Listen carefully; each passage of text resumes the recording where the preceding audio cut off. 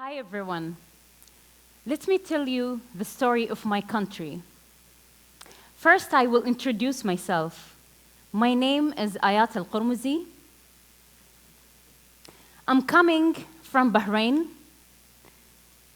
which is located in the Middle East in a union called Gulf Cooperative Countries, which consists of 6 countries: Bahrain, Saudi Arabia, United Arab Emirates, Oman, Qatar, and Kuwait. The human rights situation in Bahrain is really horrible. That's why every 10 years, the people is protesting in the street, calling for the democracy, for justice, for equality, for freedom of speech, and much more. When I was a student, there is a revolution started in my country back to 2011. I was 20 years old. The protesters were very peaceful. We were protesting with our national flags, with a lot of posters presenting our demands and opinions, and of course, with a lot of flowers to show our peacefulness. This peaceful protest met with extreme violence from the government side. They killed many and they injured many. When I saw the blood and dead bodies in the street, I decided to participate in this revolution using my own peaceful weapon.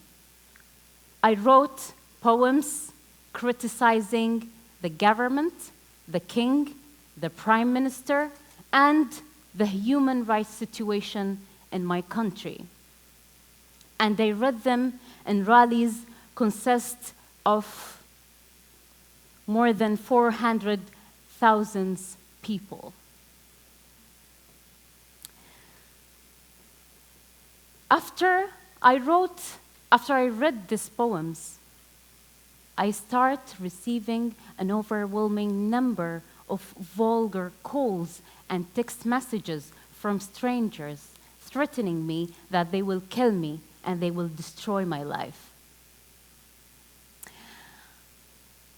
The government of Bahrain evoked their neighbors' military to help them attack the peaceful protests. Imagine how our peacefulness scared them. The neighbors accepted and they sent their military to our country, except Oman, they refused to participate in this. So the military entered the borders and they set a fire on the pier roundabout. We were protesting here. They set a fire in the pier roundabout and they start killing whoever they saw in front of them. And they destroy it as well. Very funny. My family was afraid, so they told me and they forced me to leave the house. They knew that the government will attack the house to arrest me. Actually, my father and 2 of my brothers were former political prisoners in the 90s for the same reason, reading poems against the government. So they have their own experience with the government, and they told me I have to leave the house, and I left the house to one of my cousin's houses, and after 2 weeks, the police attacked my house in the middle of the night while my family was sleeping. They broke the doors, they entered the house, they entered the room, violating my family privacy with their guns, and they were covering their faces to hide their identity, and they asked, "Where is Aayat?" My family refused to tell them where I was, so they said, We will come every day until we found her. Imagine sleeping in your house, waiting for more than 50 soldiers to attack your house while you are sleeping. They repeated the same thing the night after. They attacked the house, but with more violence.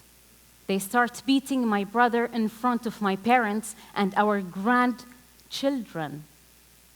And they put the gun in my brother's head, threatening my parents that they will kill him if they don't tell the police where I was.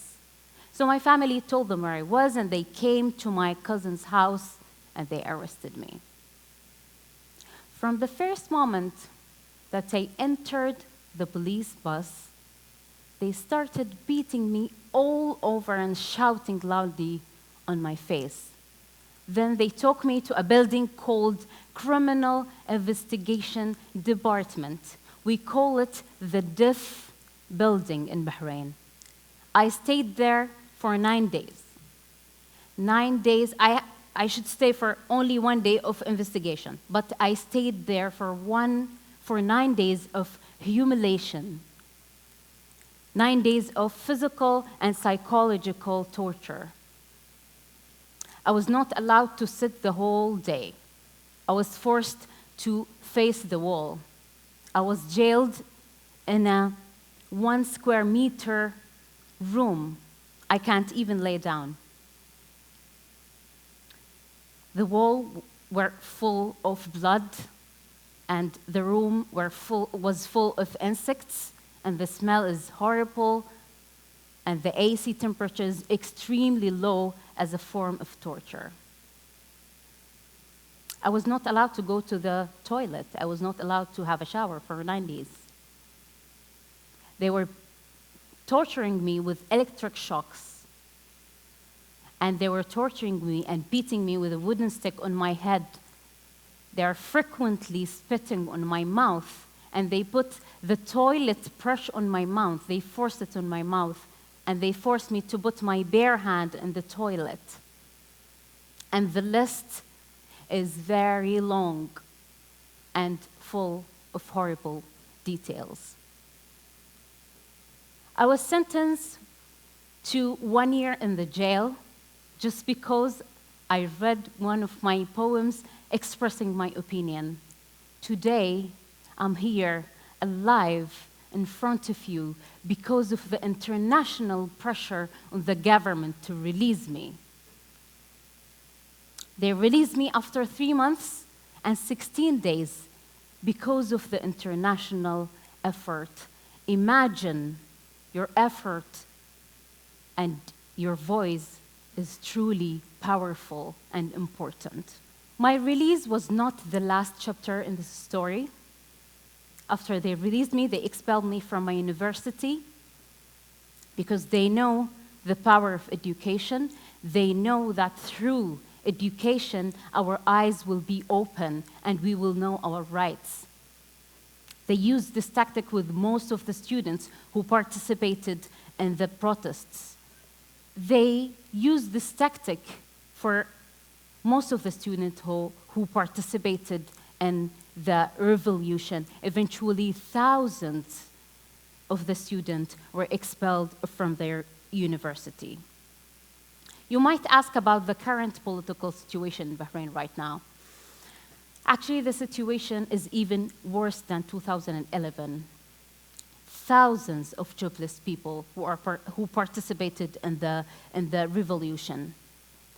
Thousands of expelled students. Thousands of political prisoners living their life in the jail right now. No democracy, no freedom of speech, no justice.